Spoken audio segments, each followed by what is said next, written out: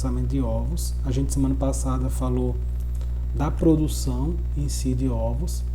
Na próxima semana a gente vai falar da produção de frangos de corte e a gente finaliza o conteúdo com a parte de abate, né, de frangos, certo? Então a parte de processamento de ovos, né, ela não tem nenhum bicho de sete cabeças, né, até porque é mais comum, né, para o consumidor a gente ter o ovo fresco, né, ou então o ovo refrigerado.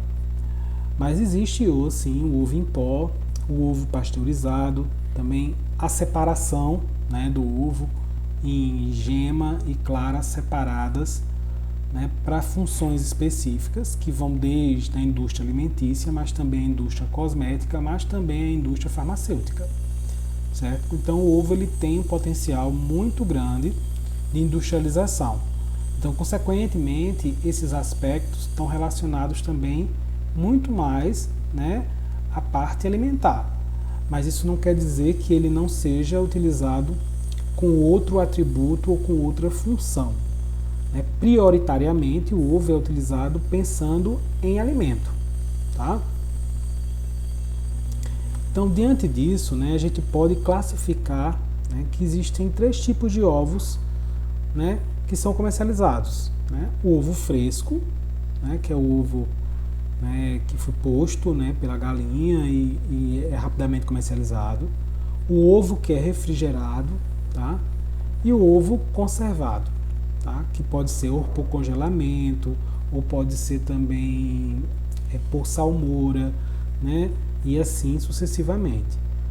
Porém, esses ovos, hoje a gente sabe que, pensando no consumidor, né, residencial, as pessoas que são possíveis de serem utilizados, mas quando a gente pensa na indústria alimentícia, a gente precisa ter um produto que tenha uma vida de prateleira maior e que mantenha as suas qualidades nutricionais para que ele possa ser incorporado em outros produtos. Né? Consequentemente, dependendo do que se quer, da característica, o processo pode ser diferente.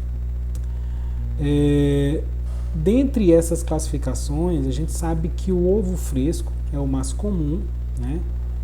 Ele apresenta cor e sabor característico, né? Se não sofre manipulação, além da limpeza a seco, que é a limpeza que a gente faz na coleta, né? A gente observa que ele tem algum, a gente coloca na água, certo? Se a gente pensar no ovo menos fresco, ele já começa a tentar boiar, a clara e a gema já não ficam tão bem delimitadas, a gema, a altura, ela acaba caindo um pouco, né? E o ovo que não é fresco, né, ele já começa a boiar, porque aumenta a câmara de ar, né? Lembra que a gente falou da câmara de ar na aula passada, e a gema fica bem achatada e não existe delimitação. Então isso é importante a gente entender porque indica a qualidade e se o ovo é fresco ou não. Um outro ponto importante é que a gente também tem outros tipos de ovos, como o ovo refrigerado, que é o ovo fresco, né, que pode ficar em refrigeração, né, uma temperatura que não passe de 4 graus Celsius. Então esse ovo ele pode ficar de 15 a 30 dias sob refrigeração numa temperatura de 4 graus Celsius. Então às vezes é possível isso para uma situação de uso mais prolongado. Então você refrigera. Por isso que é indicado sempre, quando a gente compra o ovo, colocar na geladeira, tá? Para que ele seja refrigerado, para que aumente a vida de prateleira dele, certo? E o ovo conservado, que aí no caso seria em câmara frigorífica, né, ele vai ficar a 0 grau durante um período de 1 a 6 meses. É como se a gente congelasse o ovo, tá? Claro que quando a gente congela o ovo, a gente perde algumas características bem interessantes em relação às características físicas e sensoriais do ovo, até porque ele acaba perdendo também água devido ao congelamento, tá? Então isso também está mais aplicado a um uso mais industrial e não a um uso para o consumo diário, né? E aí a gente precisa entender que diante dessas classificações existentes do ovo fresco, ovo refrigerado, o ovo conservado, né, Existe também uma classificação que a gente chama de classificação de origem, né? Existe hoje, não sei se vocês já observaram, o ovo ele tem como se fosse uma tatuagem, né? Nesses ovos industrializados. E cada numeração dessa indica, né, uma informação. Por exemplo, aqui, ó, o 3 que vai indicar o sistema de criação, a letra que é o país de origem, o 3 novamente a região, né, que esse ovo foi produzido, e aqui o número final que seria o número do produtor, tá? Isso é muito importante porque, por exemplo, principalmente para uma pessoa que quer comprar, por exemplo, um ovo de galinha criada de forma orgânica, né? Que aí seria esse número aqui, ó, o 0, ovos de criação biológica, né? Ah, não, eu não quero comprar um ovo de galinha que seja criada em gaiola, então eu vou pegar aqui, ó, o número 1, né? Que é o ovo de galinha criado ao ar livre. E aqui o ovo 2, ovo de galinha criado no solo. E aqui o 3, que é o mais comum, que é o ovo criado em gaiolas. Aqui tem as siglas. Claro que no Brasil isso ainda não é muito comum, tá? Essa classificação internacional é utilizada mais em países europeus, né? No Brasil ainda tem algumas identificações, né? Já algumas empresas trabalham com essa identificação, mas ainda não é tão comum. Até porque algumas empresas têm uma tecnologia mais avançada de coleta, de organização, de classificação, de pificação do ovo, e outras não. Alguma dúvida, pessoal, até agora?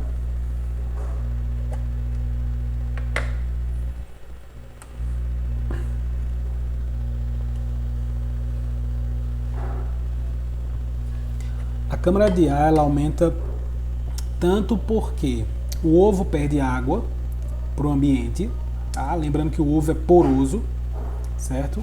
Então quando ele tende, ele vai diminuindo a matéria, vai aumentando a quantidade de matéria seca, diminuindo a quantidade de água, então vai aumentando o espaço. E também porque há uma produção de gases, não por micro-organismos, entendeu? Vamos pensar que o ovo é um óvulo, tá? Não fecundado ou fecundado, dependendo do sistema, certo? Então o ovo, né, ele por si só tem células, ele é um organismo teoricamente vivo, então ele troca gases, né? Claro que pode ser que, por exemplo, se o ovo estiver contaminado, né, com algum micro-organismo, esse micro-organismo também vai utilizar, certo? Principalmente porque a maioria desses micro-organismos, né, vão utilizar a questão da produção de gás carbônico e, consequentemente, vai eliminar o oxigênio. Mas a câmara de ar ela vai diminuindo mais pela perda de água, tá? E vai aumentando a quantidade de ar dentro do ovo. É como se o ovo fosse secando, né? E por isso também, quando vai aumentando essa câmara de ar, ele tende a boiar, né? Isso, pensando no pintinho, né, que ele fosse nascer, é comum porque o pintinho ele vai consumindo aquele material, né, vai diminuindo a quantidade de água, né, vai formando um novo ser e a câmara de ar vai aumentando, certo? É o que é esperado, né? Até porque aquela câmara de ar pode servir como fonte de oxigênio para ele nas primeiras horas da vida dele, tá? Antes dele abrir e eclodir.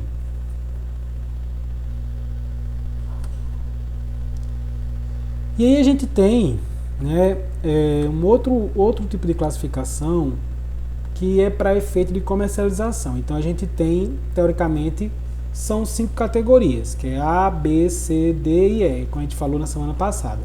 Mas pensando em comercialização, só é aceitável a categoria A, a categoria B, a categoria C. E para cada categoria dessa, eu tenho características que ela tem que seguir. Por exemplo, a categoria A casca e a cutícula deve estar normal, intacta e limpa, tá?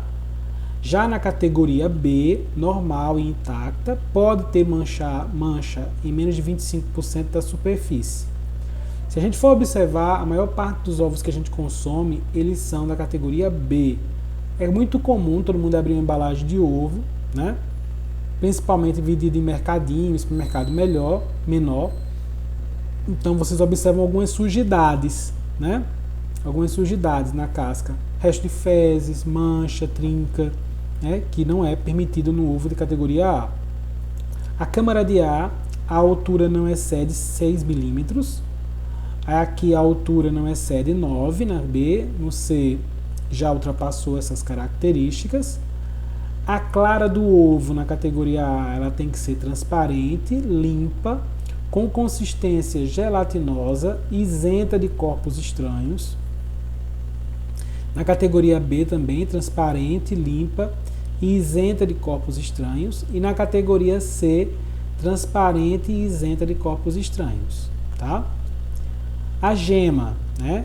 Ela é visível contra a luz apenas sob forma de sombra, sem contorno aparente, não separando o sensível da posição central em caso de rotação, né? Então ele está preso, mesmo que a gente vire e observe na luz por ovoscopia, né?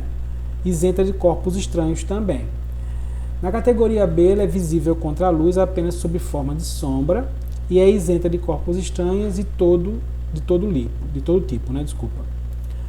Já na categoria C, ela é visível contra a luz apenas na forma de sombra e isenta de corpos estranhos de todo tipo. Então, teoricamente, né, elas não podem ter corpos estranhos independente da categoria. Deixa eu ver se tem uma pergunta aqui. A forma de sombra é quando a gente coloca e a luz não vai passar. É como se você fosse ver, vamos dizer assim, o Sol em eclipse, tá? Você vai ver a claridão ao redor, mas você não vê no meio do ovo. Isso é a forma de sombra. Deu para entender, Caio? Tá? Então, a germe, né, desenvolvimento imperceptível, a germe que seria o embrião a ser desenvolvido, né? Aqui também na categoria B, em desenvolvimento, né? O que, Caio? A forma de sombra ou germe? A forma de sombra a gente coloca na ovoscopia. Tem um equipamento que ele joga uma luz, a gente bota o ovo na posição, né, em pé, né, na parte mais larga do ovo, certo? E a gente vai botar a luz. Então, quando a gente bota a luz, a gente vê só uma bola escura. E essa bola escura é a gema. O que acontece, por exemplo, se a gema não estiver intacta ou ela não estiver nas condições? Vai passar luz por alguma parte da gema.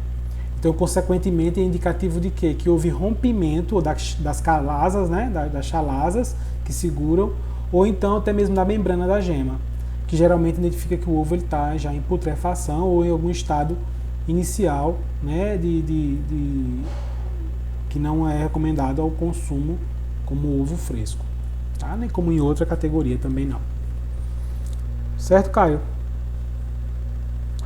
Então, o aroma e o sabor, né? O ovo ele tem que ter isento de cheiros e sabores estranhos, né? Ele tem o cheiro característico do ovo, certo? Para as 3 categorias. A questão é que a categoria C é como se influencia mais a questão da altura da câmara de A, né? Que é maior, né? Um ovo, teoricamente, vamos dizer assim, um ovo mais velho, né?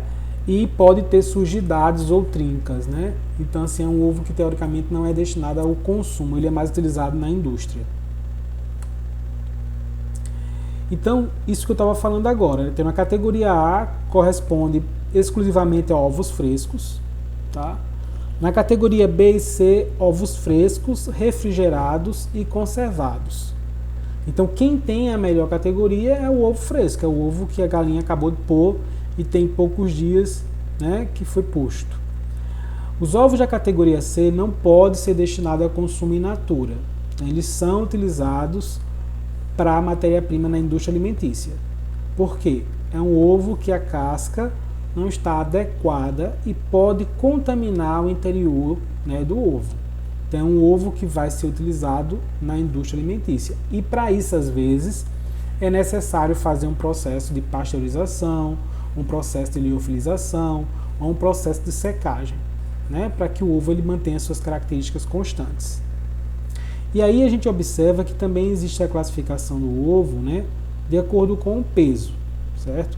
Que a gente já falou na aula passada, só para relembrar, que vai de pequeno, que é um ovo de 45 a 50 gramas, ao ovo jumbo, né, que tem em torno de 65 gramas. Como eu falei, em alguns supermercados maiores, né, é muito comum a gente observar na caixa ovo tipo extra, ovo grande, ovo jumbo, tem na caixinha, e geralmente é aquela caixa que é como se fosse um isopor, né, mais firmezinha, que vem em torno de 12 ovos, tá? É aquela caixa mais aprimoradazinha, certo? Então isso também tem um outro reflexo, certo? No Nordeste não é muito comum a gente observar essa diferenciação por tamanho. Tanto é que a gente às vezes compra uma bandeja de ovo que tem ovo de todo tamanho, né? Então isso é uma falta de padronização e uma falta de industrialização. Mas, por exemplo, países de primeiro mundo ou países europeus geralmente tem a classificação. Você compra, por exemplo, eu quero comer 2 ovos pequenos, então eu não quero, então você vai comprar dentro da classificação, né? Ou então eu quero 2 ovos jumbos, né? Assim vai, né? Então isso é interessante porque padroniza o que você está comprando e você paga diferenciado pelo tamanho, né, e pela categoria do ovo, certo? Então essa classificação hoje, né, ela é feita de forma automatizada, tá?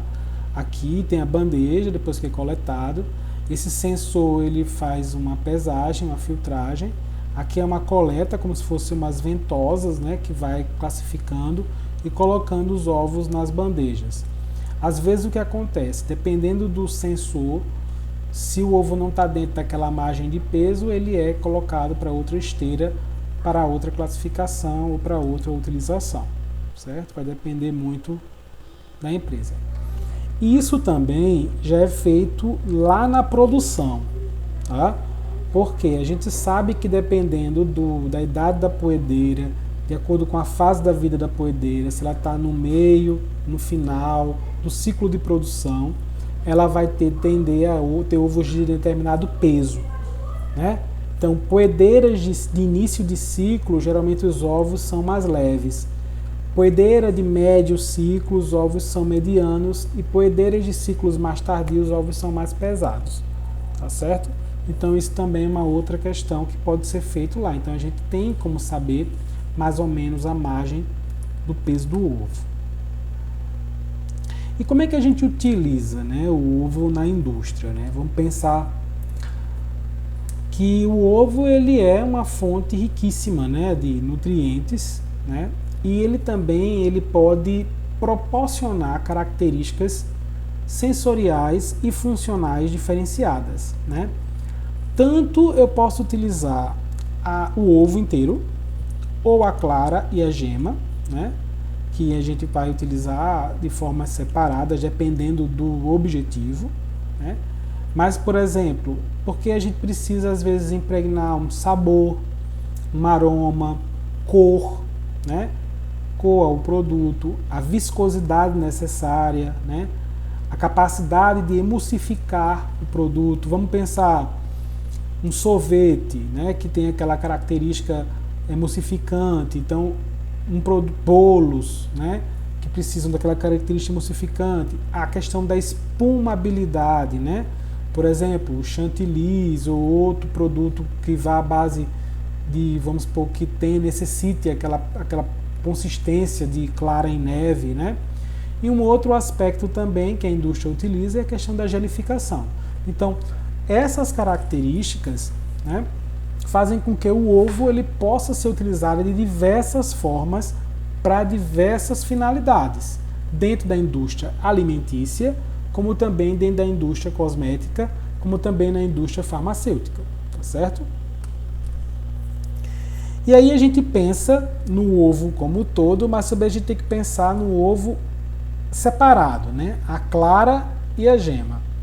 Porque cada uma fração tem características específicas. Vamos pensar na clara, né? Ela pode ser utilizada, por exemplo, em produtos de baixa densidade, elevada expansibilidade, né?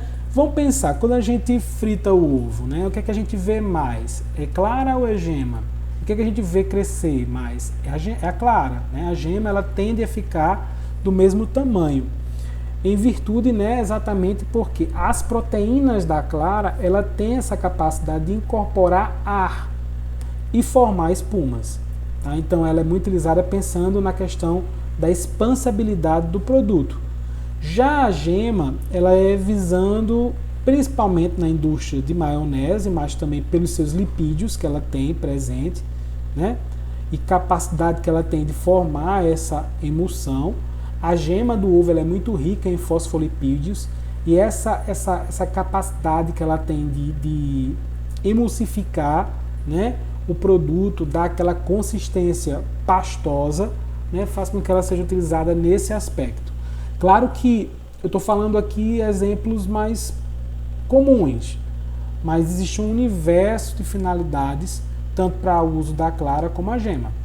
Né? Hoje a gente sabe que existem produtos específicos, por exemplo, muitos próteins, né, que são utilizados na indústria farmacêutica para atletas, né, mas também na indústria visando, por exemplo, existe hoje medicamentos curativos, né, para poder trabalhar com a proteína, né, da clara, visando a cicatrização de tecidos, rejuvenescimento facial e outros aspectos. Tá? E aí vem como ele pode ser utilizado. Né? Vamos pensar aqui, ó. Por que ele pode ser utilizado o ovo inteiro de forma aromática? Né? Porque ele tem vários compostos que a gente chama de compostos voláteis. Né? E claro que isso pode ser influenciado pela alimentação da ave, né, que a gente falou, as condições de armazenamento desse ovo, os tratamentos tecnológicos que a gente vai utilizar, né? Então, a aplicação em toda a indústria alimentícia, tá certo? Quando a gente pensa já na questão do ser corante, né, a gente sabe que o ovo é rico em xantofilas e carotenoides, né? E os carotenoides são precursores da vitamina A. E isso também pode ser influenciado pela alimentação da ave, pela luz que essa ave recebeu, né, na fase de cria, a presença de sal na dieta dela e a secagem do produto. Né? E produtos que podem substituir, no caso, são os corantes artificiais. Mas, por exemplo, biscoitos, doces, né, são utilizados a gema nesse aspecto. Como coagulante, né? Aí a gente vê algumas proteínas coagulantes que existem no ovo inteiro. Tá? A temperatura pode influenciar, o pH, a força iônica, a presença de açúcares, a diluição, né, tratamentos tecnológicos. E aqui também tem alguns produtos que podem substituir, como caragenatos, alginatos, amidos modificados e etc. Também é utilizado na indústria de biscoitos e pastelarias. Ligante, né, o ovo inteiro, né, é muito rico também em proteínas. Né, então, eles são aditivos que podem pode influenciar, né? Alguns aditivos que aumentam a viscosidade, tratamentos tecnológicos, e aí existem também outros substitutos, como polissacarídeos, pectinas, gomas, gelatinas e proteínas, que geralmente são de origem vegetal. E aqui a gente observa, né, alguns gelados, pastas alimentícias que são utilizados. Aqui a clara, ó, como anticristalizante, né? Principalmente pelas suas proteínas existentes. Então, a presença de gema, de cátions, tratamentos tecnológicos são fatores que podem fazer variar, né? E aí alguns polissacarídeos é muito aplicado na indústria de doces. Espumantes, né? Aí aqui a clara, né? Isso porque ele tem a globulina, a lisozima, a ovomucina e a ovoalbumina, né? E o que pode influenciar nessa capacidade espumante? A idade do ovo, o pH, a homogeneização, condições de batimento, né, diluição, presença de sal, de açúcar ou de gema e tratamentos tecnológicos. E aqui alguns substitutos que são as caseínas, os caseinatos e proteínas do soro do leite. É muito utilizado também na indústria, né, de panificação e de doces. Um outro ponto aqui são as características emulsificantes, né? No caso a gema, né? Aí vem as lecitinas, as lipoproteínas e o colesterol, que é presente na gema, né? Então o que é que pode influenciar essas características? As condições de batimento, né, dessa gema, o pH, a diluição, a presença de sal, açúcares ou clara e tratamentos tecnológicos. E aqui vem os potenciais substitutos, né? As lecitinas de soja e proteínas lácteas. Então, também para a indústria de panificação. Tá? Um outro ponto importante, quando a gente pensa nessas propriedades tecnológicas, né? A gente tem que pensar o que elas são, por que elas são importantes, né? Por exemplo, a característica emulsificante do ovo, né? Então a gente pensa que essa característica, né, ela está relacionada ao quê? Principalmente o que eu falei no início, a presença de fosfolipídios, sobretudo, né, as lecitinas, né, que elas formam complexos lipoproteicos, né? Algumas proteínas do ovo também, como as livitinas e lipovitelinas, que diminui também a tensão superficial para que ocorra a formação da emulsão, enquanto outras lipoproteínas estabilizam a emulsão, né, depois de pronta. Então isso é um outro aspecto, né, em relação a essa característica emulsificante. Uma outra característica é a questão de ser espumante, tá? Isso aí relacionado mais à clara. Ela forma bolhas de ar cercadas de albumina, que mantém aquela consistência, né, e tem um papel muito importante porque ela pode dar leveza a determinados produtos e também contribuir na textura e também para que a massa ela tenha um crescimento, uma expansão. Tá? Então é importante essa característica tecnológica. Outras características como aromatizante, né, a gente sabe que o ovo inteiro ele tem o seu aroma característico, né, que é muito apreciado, né, isso quando ele está fresco, está na sua situação normal, né, e esses aromas, né, eles são fixados sobre os lipídios da gema, que contém mais de 100 compostos voláteis, né. Então esses compostos voláteis é o que vão fazer com que aquele aroma sobressaia, né. Então essa característica específica. A questão de ser corante também é que a gema, né, a cor da gema é um dos fatores que faz com que as pessoas aceitem o ovo, né? E às vezes, por exemplo, a gente sabe que muitas pessoas querem aquela gema mais laranja, né, mais vermelha, né, que tenha tons mais... Isso até muitas pessoas têm um confundimento que como se isso fosse um indicativo do ovo ter uma maior qualidade, e não necessariamente, né? Mas essa coloração, né, se deve principalmente a alguns pigmentos xantofílicos e carotenoides. E aí vem a questão da alimentação das aves, né? Por exemplo, né, a gente sabe que as aves elas se alimentam basicamente de milho e soja. Então, o milho é o principal responsável, né, pelo pigmento da gema do ovo. Quando você, por exemplo, cria uma galinha no quintal e ela come muito capim, o capim ele tem mais xantofilas, então eles têm mais pigmentos, então por isso que o ovo fica mais laranja, a gema, do que como, por exemplo, se eu criasse com milho, tá? E da mesma forma, vamos supor que eu retire o milho e coloque o sorgo. O sorgo tem uma coloração esbranquiçada, ele é pobre em beta-caroteno. A gema pode tender a ficar verde, tá? Isso não quer dizer que esteja estragada, é porque ela não recebeu pigmentos suficientes. E aí a gente tem que utilizar pigmentos na ração, por exemplo, como urucum, tá? Para melhorar essa coloração. Tá? Uma outra característica é ser coagulante, né? Através da ação de agentes físicos e químicos, o ovo passa por um estado fluido a um estado sólido, denominado coágulo, então isso estimula determinados processos industriais. Uma outra característica é ser gelificante, tá? E ele está relacionado a duas proteínas, tá? A ovoalbumina e a conoalbumina. Essas características, né, elas fazem com que, né, a gelificação, né, se torne uma situação mais plena, principalmente dependendo do produto. E claro, está mais concentrada onde? Onde eu tenho mais proteínas, que seriam na clara do que na gema. Tá bom? Porque já essa característica gelificante da gema está mais relacionado a lipoproteínas e não a ovoalbumina ou a conoalbumina, certo? E ainda dentro dessas propriedades tecnológicas, né, a gente tem uma propriedade ligante e anticristalizante, certo? Quando a gente pensa nessa propriedade ligante e anticristalizante, a gente sabe que é a clara do ovo, né? Ela tem maior capacidade de se ligar, né, e tornar um produto menos cristalino do que a gema, certo?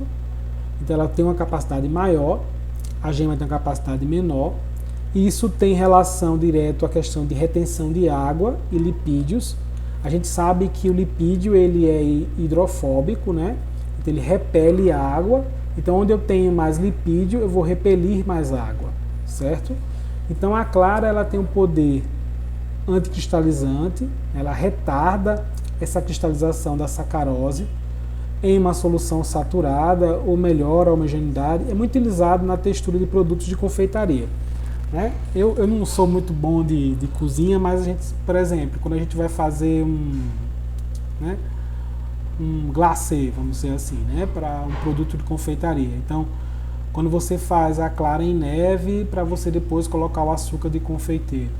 Então, essa capacidade anticristalizante e ligante vai fazer com que haja expansão e, consequentemente, dê aquela consistência, da mesma forma que acontece, né, com o marshmallow, né?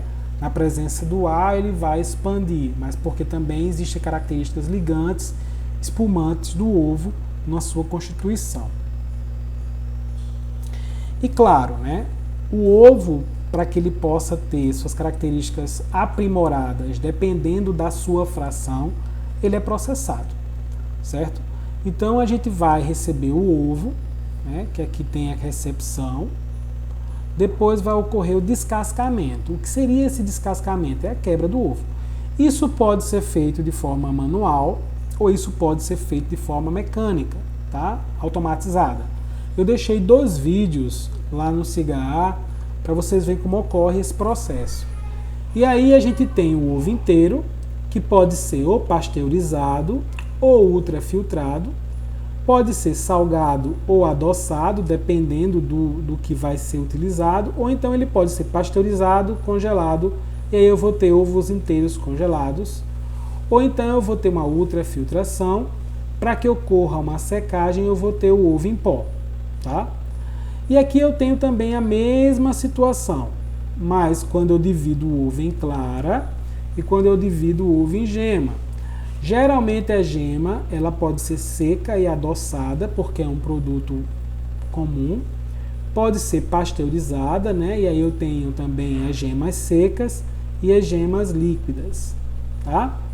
Da mesma forma que eu posso ter também na clara o processo de pasteurização para ter, né, a clara pasteurizada e congelada, como também ela seca em pó, tá?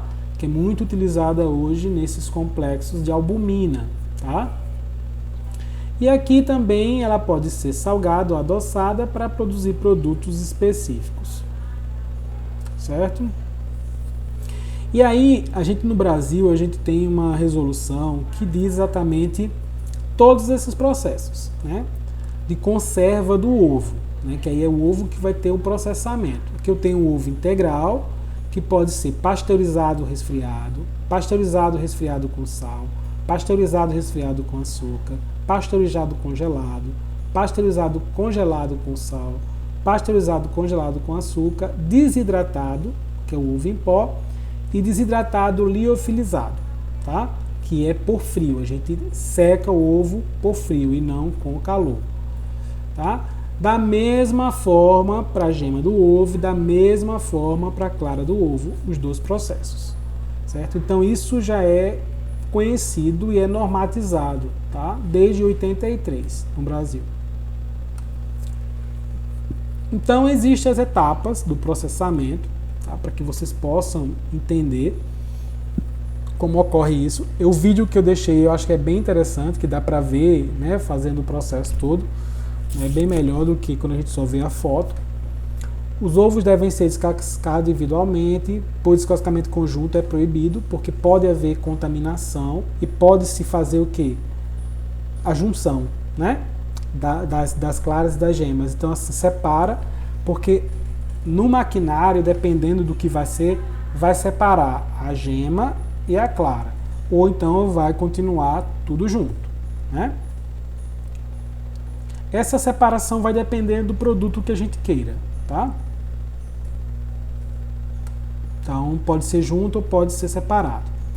Um dos processos que a gente utiliza é a pasteurização, né? E a gente sabe que a gente faz a pasteurização com calor para prevenir crescimento de bactérias patogênicas. Uma delas seria a salmonela, tá?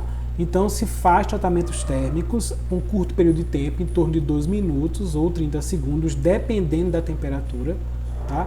Que pode chegar de 58 a 64 graus Celsius, né? Quando se pasteuriza o ovo inteiro, gemas ou claras, tá? A pasteurização, ela afeta muito pouco as características sensoriais, tá, e nutricionais do ovo, tá? Mas ela pode afetar mais a clara do que a gema. Por quê? Como a clara ela é mais rica em proteínas, as proteínas são mais sensíveis ao calor do que os lipídios, tá? Então isso pode ter uma influência negativa, tá certo? Mas isso, como é controlado, mantém-se uma qualidade mínima, tá? E essas técnicas de pasteurização, né, existem várias hoje, tá, gente? Tanto por placas tubulares ou câmaras quentes, tá? Existe também com pulso eletromagnético de alta intensidade, né? Então isso vai depender da tecnologia e do bolso que a empresa tiver para fazer esse processamento. Essas tecnologias mais avançadas, por exemplo, como alta intensidade de campo elétrico, né, e câmara quente, é mais efetiva do que calor por placas tubulares, porque conseguem manter a temperatura de forma mais homogênea, né, e de forma também mais específica em relação ao produto. Dúvidas, pessoal? Então, a gente observa, né, que existe o carregamento, o resfriamento, a filtração, a armazenagem e o processo de pasteurização. Aqui é para fazer o ovo em pó, tá? Que é o processo de ultrafiltração. Então a gente vai ter aqui um momento, aqui vamos para uma planta, né, de uma empresa que vai preparar esses ovos, carregar e a quebra, né, aqui na casa do ovo líquido, vai pasteurizar e encher, né, o ovo líquido pasteurizado nos tambores, nas garrafas, na Tetra Pak, no que seja, tá? E caso a gente precise do ovo em pó, vai concentrar, né, como se faz, é muito semelhante ao processo de produção de leite em pó, tá? Existe uma ultrafiltração, onde vai retirando os sólidos totais, isso para manter as proteínas íntegras e sem perder muita, só separando mais com a água, tá? Existe um outro processo, né, que se chama salga e açucaramento, tá? Que é preparar os produtos separados, tanto da gema como da clara, como do ovo inteiro, ambos, né? Só que a gente vai causar como se fosse uma desidratação por uma presença de um sólido, no caso, a salga com sal e o açúcar pelos açúcares como a sacarose, certo? E isso faz com que a gente tenha produtos específicos e também aumente a vida de prateleira, porque eu diminuo a atividade de água. Então, assim, eu diminuo a atividade de água e aumento a vida de prateleira. Não é a mesma coisa de, por exemplo, eu ter um ovo em pó ou um ovo pasteurizado, mas é uma forma de eu manter a vida de prateleira daquele ovo na sua forma sem casca, né? E isso, às vezes, para um processo alimentar ou uma receita específica que possa trazer um benefício do uso desses produtos, tanto salgados como doces, tá? A ultrafiltração é o que a gente vai fazer para secar o ovo, tá? É uma técnica que é utilizada para a gente concentrar esses ovoprodutos, tanto clara, gema ou ovo inteiro, tá? Isso é a forma que faz com que eu tenha uma maior dinâmica de utilização do produto, até porque ele é seco, sem água, então a atividade de água é muito baixa, então a vida de prateleira desse produto é muito maior e eu consigo incorporar na indústria alimentícia, ou na indústria cosmética, ou na indústria farmacêutica de forma bem efetiva, né? E aí, o que pode prejudicar é que, por exemplo, né, o processo ele diminui, né, o poder espumante que a clara tinha antes. Claro, porque você tirou a característica inicial, e mesmo que você reidrate, não volta, tá? Da forma que era. Então isso pode ter uma perda, por isso que a gente precisa tanto ter o processo de pasteurização como em pó, porque vai depender muito do tipo de produto e para que finalidade eu vou utilizar aquele produto processado. Perguntas, pessoal?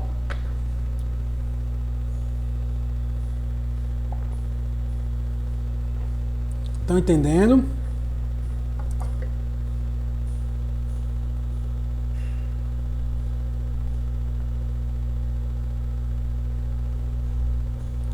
Beleza. Então, um outro processo, né, que é importante a gente levar em consideração é o processo de congelamento. O processo de congelamento, ele não é um processo comum do ovo, tá? Porque é preferível pasteurizar ou secar. Porém, é um processo mais barato, né? Dentre os processos, porque ele produz só pequenas alterações na viscosidade da clara, né? Que são irreversíveis, que ocorrem na gema, como produto final menor capacidade emulsificante. Então, ele, por exemplo, para preparo de maionese não é interessante. Mas você pode adicionar alguns agentes crioprotetores, como açúcar, sal ou glicerol, que reduzem o efeito do congelamento, né? E aí a gente consegue, né, melhor congelamento em temperaturas inferiores a menos 18, mas o processo que é utilizado na indústria, né, a gente faz a menos 45. Então é um congelamento rápido e um congelamento também uma temperatura muito baixa, né? Então isso é importante para a gente pensar principalmente, né, em processos, né, que possam beneficiar o uso e aumentar a vida de prateleira desse produto, tá? Porque se a gente for pensar assim, né, muita gente pode perguntar, mas o ovo já vem com a embalagem, já é um produto pronto, para que eu vou pasteurizar, para que eu vou secar, para que eu vou congelar, né? O ovo tem uma vida útil curta, né? Se a gente for pensar no meio ambiente, deixar ele em temperatura ambiente, são 15 dias, até 21, né? No máximo. Se a gente refrigera, eu posso chegar até 30 dias. Mas se eu congelo, eu posso guardar até 6 meses. Se eu pasteurizo, eu posso ficar até 6 meses a 1 ano, dependendo do tipo de embalagem, né? Então você consegue, né? Para a indústria isso é interessante. Até porque, vamos supor, agora mesmo, com o dólar em alta, o preço do milho aumenta, o preço de soja aumenta. Então, consequentemente, eles compram, né, aquele produto, né, ao preço mais elevado do dólar do dia, por exemplo, porque se o milho aumenta, a soja aumenta, o preço do ovo também vai aumentar, certo? Então isso são consequências que é para evitar. E outra, é muito mais fácil para uma indústria armazenar tambores, né, embalagens, do que armazenar o ovo, porque na sua forma, né, original ele é frágil. Então assim, dentro da indústria é mais interessante utilizar o ovo processado, certo? O processo de desidratação ou liofilização são dois processos que é para retirar a água do ovo, tornar o ovo em pó. Isso porque ajuda a armazenar o ovo em temperatura ambiente em locais frescos. Reduz o espaço também necessário para armazenamento e o peso também é menor em comparação ao ovo inteiro ou ao conteúdo congelado, certo? Por isso que é interessante. Esses ovos, né, podem ser desidratados por calor, né, no processo de spray dryer, né, um pré-aquecimento, né, de 60 graus Celsius. Depois, começa como se fosse uma pulverização, né, com injetores numa câmara de secagem, que pode, né, chegar até 149 graus Celsius, mas num tempo mínimo que é em torno de, acho que é 12 a 15 segundos. Então é muito pouco tempo, a temperatura não chega a desnaturar nenhuma proteína, mantendo as características intactas, né, ou preservando as melhores características das proteínas contidas no ovo e também das outros nutrientes nutricionais, só retirando a água. Um outro ponto da etapa do processamento, né, é que o ovo, né, quando eles depositam nessa câmara de secagem, né, essa retirada é automática, né, constantemente. Então, esse ovo e essas claras são constantemente, e o método também faz com que reduza a presença de açúcares naturais e também faz com que haja, né, uma melhor caracterização do produto. Então, o ovo em pó, né, ele é interessante, né, pensando principalmente nos potenciais produtos que podem ser gerados a partir dele, tá? E até mesmo para a questão do consumo, tá? Porque ele mantém suas características nutricionais mais estáveis, independente, né, do ambiente, independente do que você for causar, até mesmo um aquecimento, né, ou refrigeração. Aqui é um processo, né, que a gente faz para a secagem do ovo. Aqui entra, né, o ovo líquido, né, um processo dura em torno de 15 a 45 segundos. Entra o ar, que vai sequestrar a água e vai sair lá embaixo o ovo em pó, tá? Aqui é um tipo de atomizador, né, para secagem de ovo, como também pode ser utilizado para secagem de leite, tá? E aí a gente pensa que, né, diante desses produtos que a gente observou, né, existem algumas vantagens e limitações do uso, né, desses ovoprodutos, né?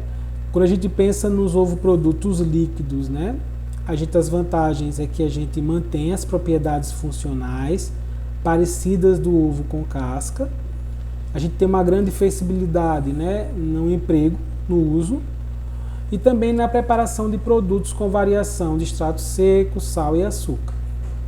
Claro que também existem limitações, né? Por exemplo, a utilização imediata antes do conhecimento dos resultados dos controles microbiológicos, né? Isso é um outro aspecto. Já os ovos produtos congelados, né, eu melhoro a viscosidade, aumento, né, podendo retornar ao valor normal por adição de sal ou açúcar, né. Eu tenho uma melhor qualidade bacteriológica, porque o frio, né, inibe o crescimento. E também faz com que ele fique mais próximo às características do ovo fresco, né, na sua identificação, após o descongelamento. Porém, tem que ser utilizado imediatamente após o mesmo. A desvantagem é o armazenamento em menos 20 graus, né, e o descongelamento. A falta de flexibilidade e utilização das propriedades funcionais, que são alteradas devido ao processo. Então, isso também é um grande limitador do processo. E o ovo em pó, né? Primeiro, a economia com transporte e armazenamento do produto, conservação por mais de 1 ano a 20 graus Celsius, a qualidade bacteriológica é sempre estável e o aumento da viscosidade dos ovos reidratados, tá? Então, isso é um ponto importante. Porém, né, como nem tudo é bom, né, as propriedades funcionais elas diminuem, né, principalmente a questão do poder espumante, né, e a cor, porque ela acaba ficando diluída, né, e a questão da eliminação de açúcares das claras também para uma boa conservação. Então a gente observou que as 3 formas, né, que a gente utiliza de processamento do ovo tem vantagens e tem limitações. Mas cabe ao tipo de utilização que vai ser empregada a melhor escolha, né, da forma a ser utilizada ou até mesmo do processo. Então a gente observa que dentre os produtos o ovo em pó é o que se mantém mais estável. Então ele tem uma aplicação que pode ser utilizado o ano inteiro, ocupa menos espaço, mantém algumas características, mas perde outras, como a capacidade de geração de espuma, né? Que para alguns produtos é necessária. Então, teoricamente, para esse tipo de produto, a gente não vai utilizar o ovo em pó. Tá? Os ovos líquidos, que podem ser pasteurizados ou não, né? E aí os ovos congelados também têm suas funções e têm suas características que são interessantes, mas também têm suas limitações de uso. E aí, o que a gente precisa entender, né? Quando a gente vai escolher um processo? É para que eu vou aplicar, né, dentro da indústria? Por exemplo, da gema a gente tem a lecitina, né, que pode ser utilizada em produto cosmético, alimentar, né, por razão econômica, a extração geralmente é utilizada da soja, certo? Porque é mais barato, tá? A fosvitina, né, por ser diretamente assimilável, constitui um grande fator de fósforo superior à caseína, que também tem propriedades antioxidantes. Então aqui, por exemplo, né, a lecitina de ovos, né, principalmente esse pessoal hoje que trabalha só na low carb, né, então vai querer só alimentos de origem animal, né, e não vai trabalhar com alimentos de origem vegetal. Aqui, por exemplo, né, dentro de cosmético, né, que um shampoo, né, à base de ovo, né, que no claro não vai deixar ninguém com o cabelo fedendo a ovo, mas tem as propriedades importantes do ovo, né? E aqui os extratos, né, de fosvitina, né, que é interessante para a suplementação de fósforo. Então isso são aspectos que a industrialização ela pode melhorar, né, o uso do ovo, né, dentro de vários aspectos que sejam nutricionais, funcionais e até mesmo pensando na saúde do ser humano. Da clara a gente tem a lisozima e também a avidina e a flavoproteína. A lisozima, né, ela tem propriedades antitrípicas e antibacterianas, então ela pode ser utilizada, né, principalmente para combater crescimento de bactérias patogênicas quando ela é extraída e purificada, né? Aqui, por exemplo, ela inibe o crescimento do Clostridium butírico, né? Muito utilizado na indústria láctea e farmacêutica, então isso já é um outro processo, né? A avidina, né, e a flavoproteína têm interesse nutricional porque são, né, respectivamente a biotina, que é a vitamina do complexo B, e a riboflavina, que são também vitaminas do complexo B. Então elas são importantes pensando nesse ponto. Aqui outra, né, da clara, a conoalbumina, que a gente já falou lá na frente. Ela tem uma propriedade quelante, né, ela assegura o transporte de substâncias minerais no organismo, né, ela melhora essa biodisponibilidade. O ovo mucoide e o ovo inibidor também, que são estruturas, né, que também têm características antitrípicas, ela diminui a atividade de enzimas proteolíticas, né? Então até tem pessoas que são extremamente sensíveis a essas duas substâncias, né? E acabam, né, quando consomem o ovo, né, diminuindo, né, a questão da digestão de proteínas, tá certo? Isso vai depender muito de pessoa para pessoa relacionada à capacidade ou não de lidar com essas substâncias. E a gente sabe que a gente tem vários produtos alimentícios, né, constituídos do ovo, né, até o ovo aqui em conserva, tá? Que pode ser tanto ovo de galinha, ovo de codorna, ou o que for, tá? Produtos que são à base de ovo, né, como a maionese.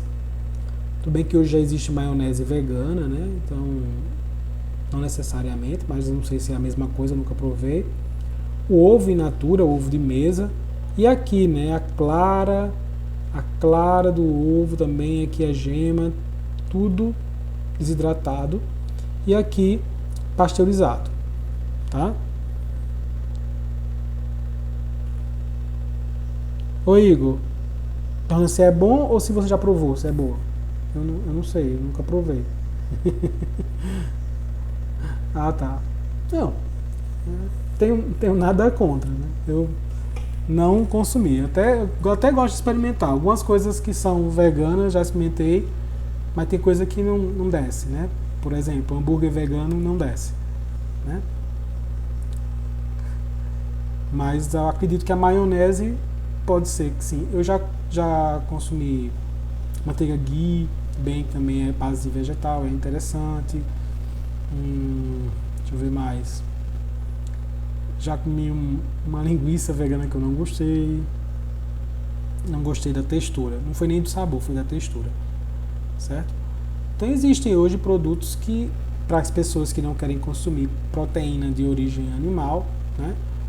Então substituem por produtos totalmente vegetais e tem avançado bastante, tá? Nesse aspecto. Então, né, como eu disse a vocês, a aula de hoje seria bem curtinha, né? A gente observa que existem esses produtos e a industrialização do ovo ela é extremamente importante, né, visando, né, melhorar a eficiência, né, da indústria alimentícia, da indústria farmacêutica, até porque, né, esse extraído não é só, como vocês viram, não é só extraído o ovo, a clara ou a gema para a propriedade específica, mas também substâncias contidas no ovo para determinados tipos de propriedade, né? Por exemplo, como antibacteriano, como um anti-enzimático, também como fontes de vitamina do complexo B e assim sucessivamente. Então, a industrialização e o processamento faz com que, né, a gente possa potencializar o uso do ovo, que fresco tem suas limitações pela sua vida de prateleira que é mais curta, tá? Então, tanto o congelamento, como a desidratação, como a pasteurização, visam prolongar e aumentar essa aplicabilidade do ovo na indústria, tá? Então, é importante, tá, esse tipo de processamento. Infelizmente, né, eu até estava falando, quando a gente estava discutindo a questão do PPC, do curso de agroindústria, uma coisa que eu sinto falta é que, por exemplo, se fala de carne, se fala de leite, se fala de vegetais, mas o ovo ele não é mencionado. Então, dentro da disciplina, deveria ter uma disciplina de tecnologia, né? Talvez não só de ovo, mas de outros produtos que não sejam muito comuns, porque a gente não sabe onde vocês vão parar quando terminarem o curso. Então, vamos que vocês caem numa indústria que faz esse tipo de processamento e beneficiamento, né? Então, eu gosto de chamar a atenção em relação depois que a gente fala de produção de ovos, em relação ao processamento, né? Que esse contexto não é visualizado. É que o que atrasou ele foi a pandemia, né? Ele está pronto, teoricamente ele está pronto, né? E um departamento, né, questionou lá umas disciplinas e atrasou o PPC, mas teoricamente ele está pronto. O novo não tem ainda essa disciplina. Talvez era interessante ver com o pessoal da área de tecnologia, de alimentos mesmo, uma disciplina, né, mais voltada para isso, sabe? Porque eu só falo isso de forma de um tópico dentro da disciplina, né? Mas não necessariamente vocês precisam só ver isso, né? O processo é muito mais complexo, muito mais detalhado, né, do que eu conversei com vocês, certo? É mais para vocês terem uma ideia, né, de como ocorre, quais os tipos de processamento que ocorrem no ovo, né? Já que o ovo ele pode ser consumido fresco, como também pode ser consumido processado. E é uma nova realidade, tá? Que a gente precisa entender tanto para a indústria como também às vezes para o consumo, né? Já vi em supermercados ovo assim já. Eu não gosto, porque para mim o ovo tem que estar o ovo e a gema separado. Tudo junto para mim já não é interessante. E o ovo em pó, talvez para um preparo de alimento seja bem mais tranquilo, né, para fazer um bolo, né? Então melhora muito a questão prática do dia a dia das pessoas e aumenta a vida útil também do produto, mantendo suas características nutricionais. Perguntas?